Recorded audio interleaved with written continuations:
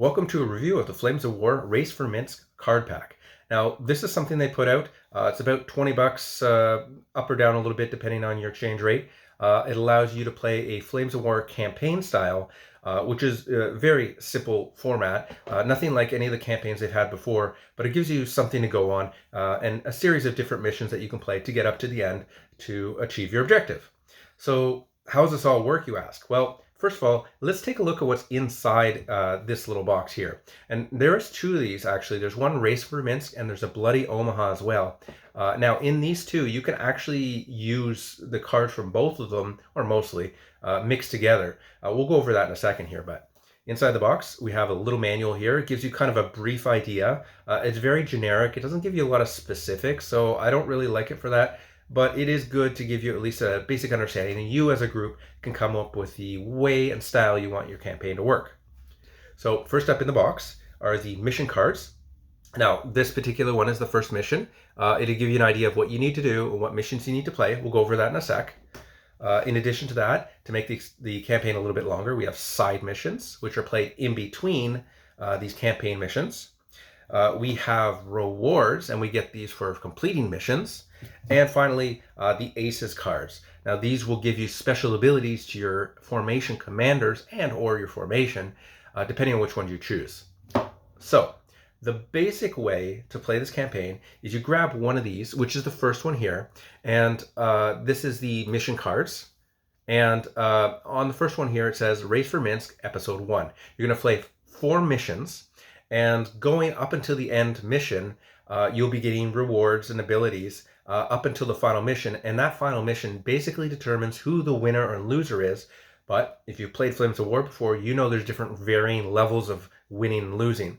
So if you do really well in the missions up to the last one and then fail the last one, you do lose, but the person who won barely won. So depending on how all this goes, it could vastly change the final outcome of the missions. On the back of these missions, there's a little description that tells you about what's going on up until this point and gives you a premise, an idea of what kind of thing is happening. On the front here, it gives you a mission.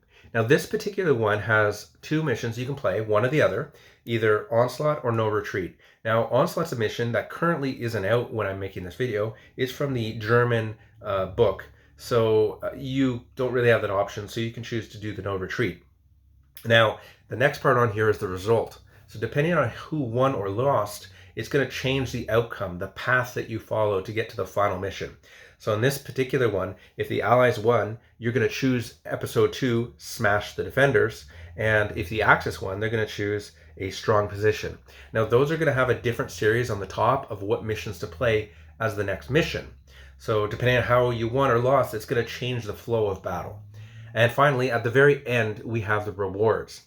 Now, on the very first mission here, it tells you that starting with the winner, both players choose a random Tier 1 reward. Now, what are these rewards? Well, these are the rewards right here. There's a whole bunch. You can mix these up between the 2 boxes if you had the Bloody Omaha and the Race for Minsk. And they have different abilities on all of them. There's quite a big mix here of really neat things you can do. Now, you do get these at the end of the mission. You can then use it in the next mission or any other following missions up until the end. This could help you win the game slightly, but like I said, the final mission is the big one, so getting up to that point and winning all your missions up to there is the goal, right? So, Tier 1, there's 3 tiers of missions. There's 1, 2, and 3, of course. The lower level missions are going to have lower level rewards. We're just going to pick a random one here. This one here is called Reward Type 1, Fieldworks. So it says to discard to automatically dig in a unit. So this is going to work like the command cards that are currently out. You just have this card secret away from you, and when you want to use it, you pop it up and you use it, and it's done. It's gone from the game. You're never going to be able to play with it again. But it gives you that ability. Pretty cool, really good on a pinch. I love it. I love that idea. It really spices up the game, makes it a little bit more surprising. There's some very surprising abilities in here. So here's a level 2. Level 2 is Field Repairs. Discard to automatically pass up to 2 failed gun saves in a unit until end of turn. So you really want those guns to save? You're rolling really bad? This can help you out. And a Tier 3 reward, like I said, they get better as you go on. This one says discard to give a unit 2 inches charge contact movement until end of the assault step. So this is an extra 2 inches. So now you're assaulting 6 inches into contact. That's going to make a big difference. Now, some of these cards might not be useful depending on the force you are, but remember, this is a series. So you're building your force with these cards in mind. You should already know what the next mission is. So we'll talk about missions for a sec here. So if you want to play the game the basic way, all you would do is grab a mission, you play it, you grab a reward at the end, and then you play the next mission. 1, 2, 3, 4, done, out of the game. If you want to make the game a little bit more complicated, like it says in the book here, you can add side missions.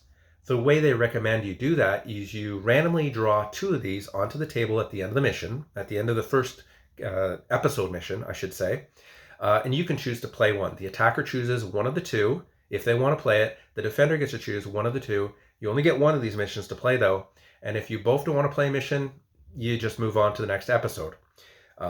Now, these ones are exactly the same in the 2 boxes. There's only one difference, which is the difference between Wooded Country and French Country. They are slightly different on what they'll have. Let's just go over that quickly. So in this one, you're playing a free-for-all mission. Your special setup instructions are to place lots of force, and this is in a 4x4 area. So it's not a very big map.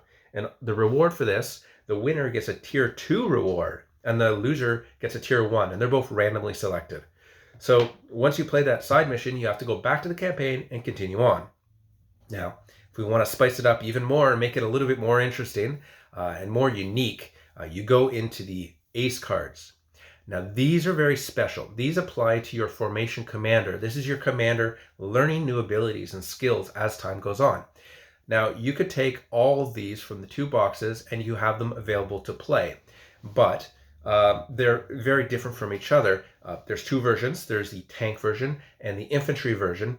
Depending on which one you choose, they have a different path as well to get to the final abilities. So let's take a quick look here. I have one here. It's called Number Cruncher up on the top. It gives you a tank ace ability. This one gives you a plus 4 inch to the range of your tank's weapon. So that can make a big difference. And this is just the tier 1 ability. And the bottom one here says, you choose a tank formation commander as your tank ace. Now, we'll talk about how we're going to choose to do that in a second here. So the level 2, once you've beaten that first episode, because this is what you get from the beginning, you move on to the second ability. Now, this is an addition. So you're always going to have that plus 4 inches to your formation commander. Okay? So your second ability here is your tank ace may ignore concealment when shooting at an enemy team. That's your formation commander only. It's not everybody. So you're going to gain that ability as well. The only way you can get this is by buying this one. So you're following a set path. You can't just go whatever you want, whatever abilities you want. The third one here, if your tank ace has not moved in the movement step, it may re-roll all failed to hit rolls during the shooting step. Now this is a lot more powerful than these other 2s.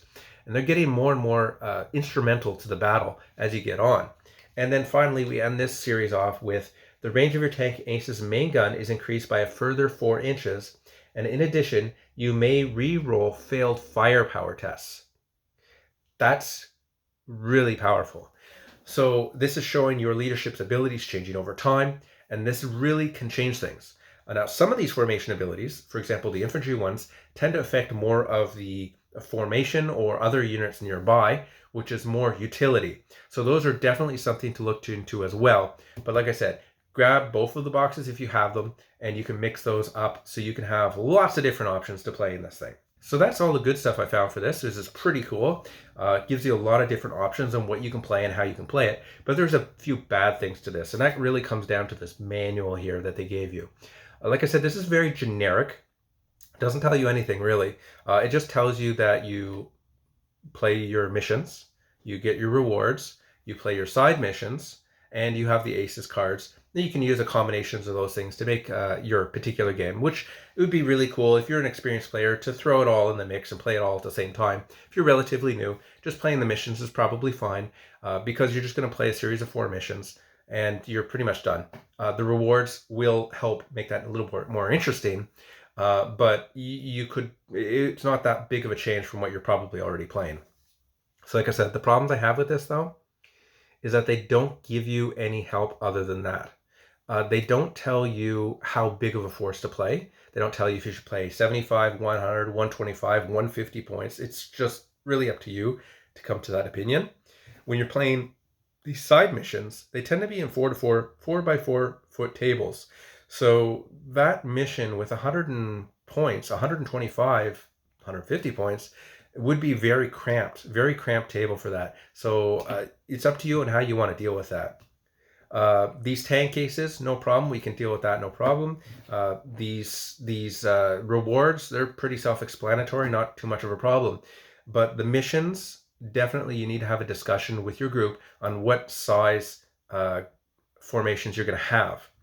Now, once you figure out the size formations you have a choice. How do you work these cards for the formations, the formation commanders, the aces? So the way we're going to be playing this is that we're going to choose a formation. For example, if we chose a Panzer Grenadier Company, that means we would be limited to using a formation commander that is infantry. So we have to choose one of these that is infantry based, and we would gain that ability for one particular stand that's going to last the entire time. But every single one of our missions, we're going to be required to play with a Panzer Grenadier from now on. So whatever we do, we have to choose based off of that idea. We're going to want to play a force that we can play in a series of 4 to 7 missions, depending on how we have it set up. So that can really change how these cards work and how useful they are to you, especially with building lists. You're going to have to build your list with the idea that you can't just go crazy and make a stupid force, because you're going to have to play it a bunch of times. And as the opponent, when your opponent says, oh, he's playing Panzer Grenadier, that means that I'm going to be always seeing infantry. So I can build my list based off of that. Now, the first mission, nobody knows what's going on. So nobody knows what abilities you're going to have or what you can do later on. So it's pretty much up in the air, but that's kind of what you would expect. Once the two armies are fighting each other, they're going to have a better idea of what the limitations and abilities are, and they're going to be better tailored for that. Now, also, knowing what mission you're playing next is going to play key too. Because if I know my next mission is going to be no retreat and I'm defending, I know exactly how that battle is going to turn out, and I can tailor my force to be much more specific to that. I'm going to know what abilities my commander has and the opponent commander is going to have. The only thing I won't know is what rewards are out there. These are the key. These are the secrets, and that can really change the tide of battle. So I'm looking forward to showing you guys how this campaign works out, the decisions that we made on how to create this. I kind of went over here, but we're going to see how it pans out. And at the end of it, I'll probably give another review just to talk about what we thought about the whole Race for Minsk campaign and how we're going to play Bloody Omaha if we decide to do that one as well. Anyways, I'll see you guys in the next videos.